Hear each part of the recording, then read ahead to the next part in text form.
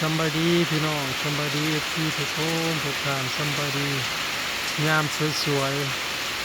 ๆฝนตกลิ้นมาอีกแล้วพี่น้องหนทางบ่ทันแห้งซ้ำนำไม่ละฝนก็นำลาวแล้วนั่น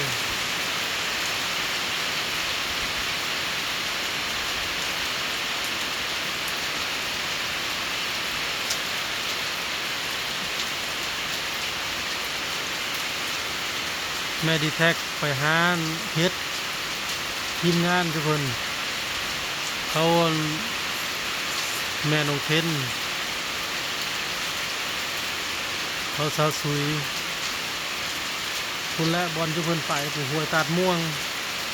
เอาว่าสิเมื่อหน้ายังบริเมื่อฝนตกลิ้นนี่สิเมื่อหน้าอยู่บ้านเมื่อเป็นอะไรเขางามหรือขี้ล่ายบ่ได้เมื่อเบิ่งเพราะแต่ฝนตกยันลิ้นเบิดมืออยู่พี่น้องมันนี่โอ้แนมลงทงถึงบ่เห็นพี่แต่ฝนเม็ดน้อยนะฝนลิ้นเดือนเก้าท่านแมนบ่ย่อก็เป็นเดือน8เดือน9เป็นเดือน7ออกมาเดือนย่อเลย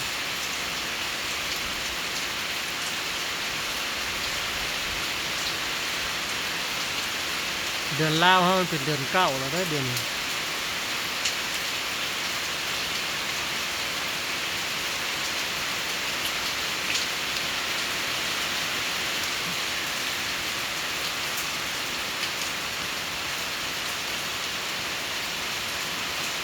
ไปใช้ไม้ใช้ลำบากพี่น้องฝนตกทางเปื้อนทางเทเบิด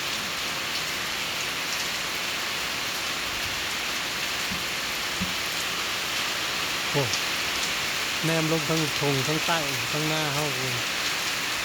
น้ำเต็มที่เลยบ้าน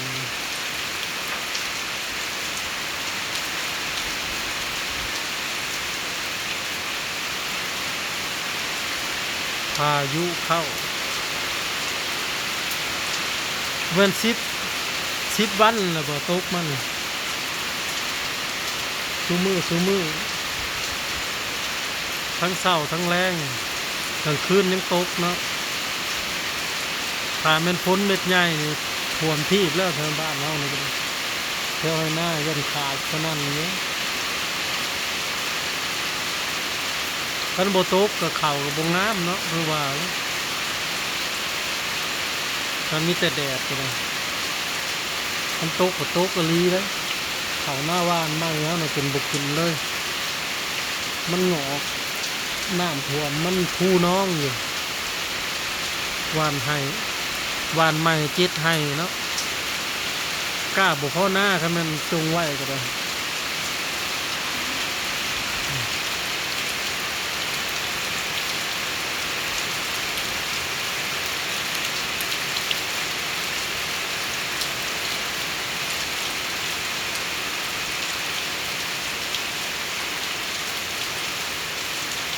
ตอนนี้อยู่เที่ยงใช่ไหมเอางัวกินหญ้าแล้วก็ปล่อยเพิ่นกินแถวเดิน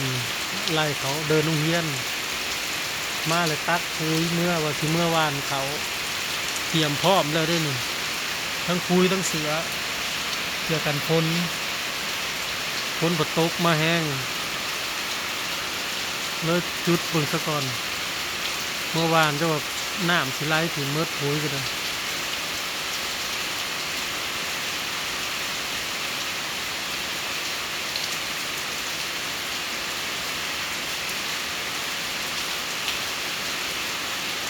เมื่อรอเบิ่งน้ำมันยังมองได้มันขาดมองได้มันนูไปเขาก็อัดพุดดินใส่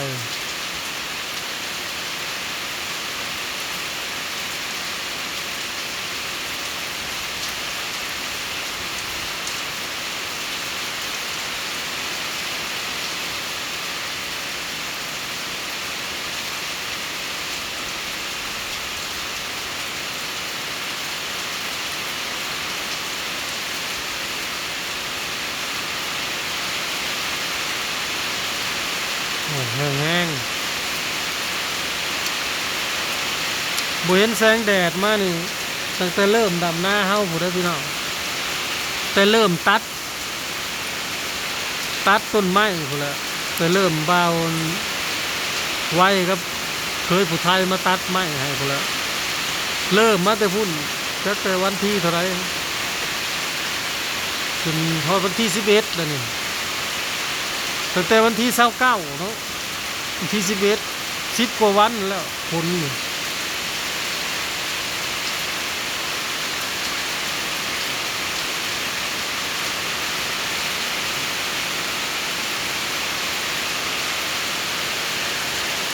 มื้อนี้สิหนักนะมื้อนี้แห้งเลยมื้อนี้โอ้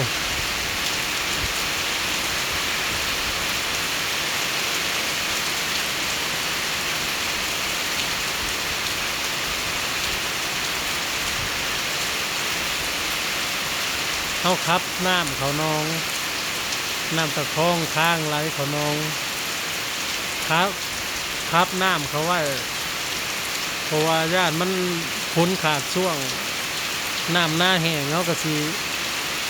จูบลงใส่ให้หน้าคือเก่าครับใส่ให้มันเต็มนองเลย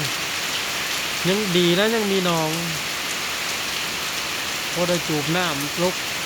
กก้าจูบน้ำใส่เขาพอได้กินปลา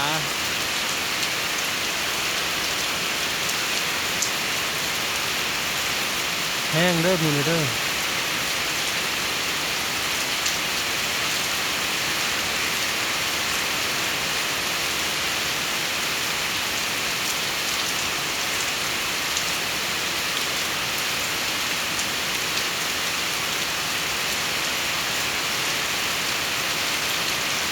นั่งฟังเสียงคนพี่น้อง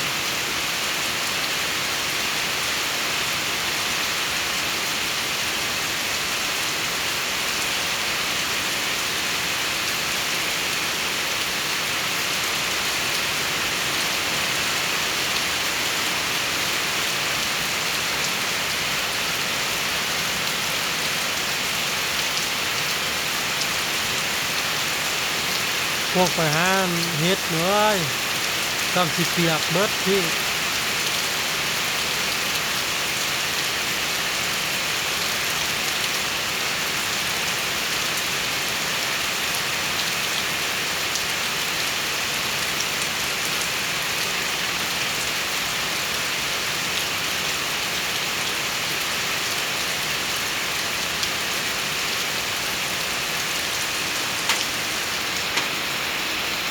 รถเขาแม่กับพระท่านเมื่ออย่างหัวว่ามันแห้งยังสิไปจอดไปให้เขาป่ายางให้ไปสร้างป่ายางให้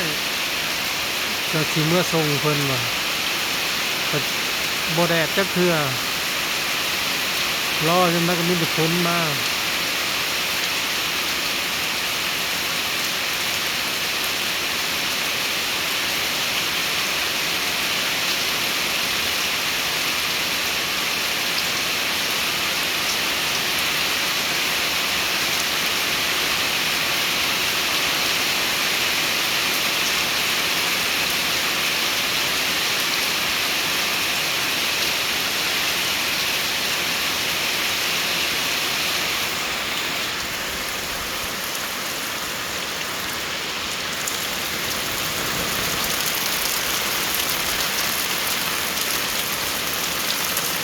หนาวบ่ซัน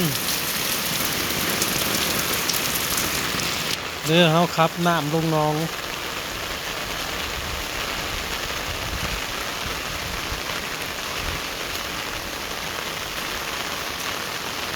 ตรงนี้น้ำตะคองน่ะมันไหลน่ะเขาอัดทางไว้เลยเพราะว่าคันบ่อัดทางนี่ทางสิเพเนาะมันสิเป็นคุมมันสิเป็นบอนนั่นเองบอนน้ำไหลลงไปนะมันก็จะเป็นห้องลงไปเลยเขาอัดไว้บนกลางนะนี่นะยังบ่อยู่เด้ออันนั้นมันไหลออกข้างขางคับน้ำออกเนาะ มันลงมาเนี่ยมันก็สิไหลลงมาใส่กับอันนองเฮาเดิน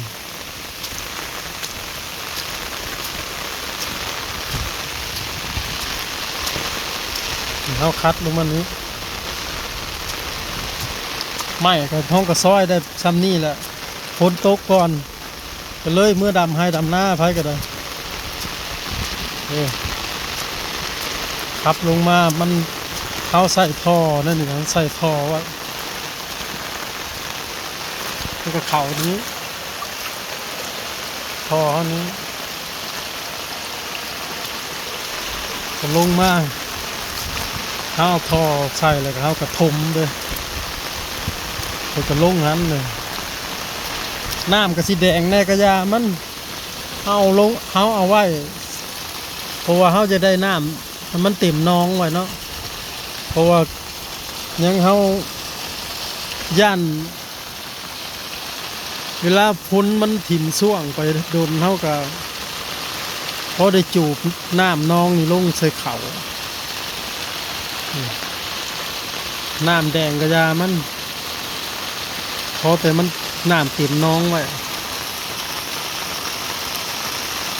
กะว่าฮอดเพียงฟังเขาจังสีปิด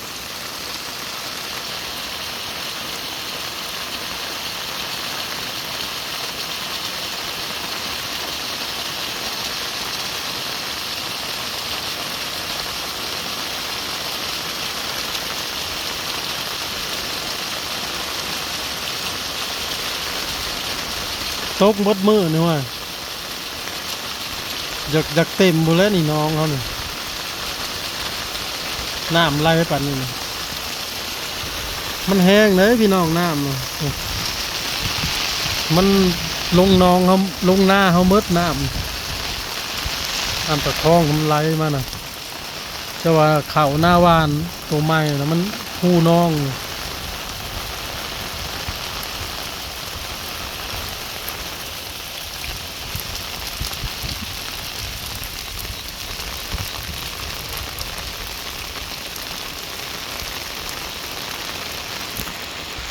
ตกข้าวเดียวได้นะ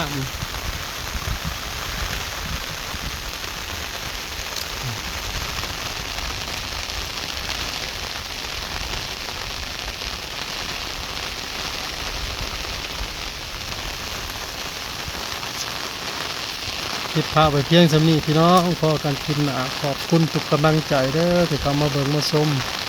สบายดี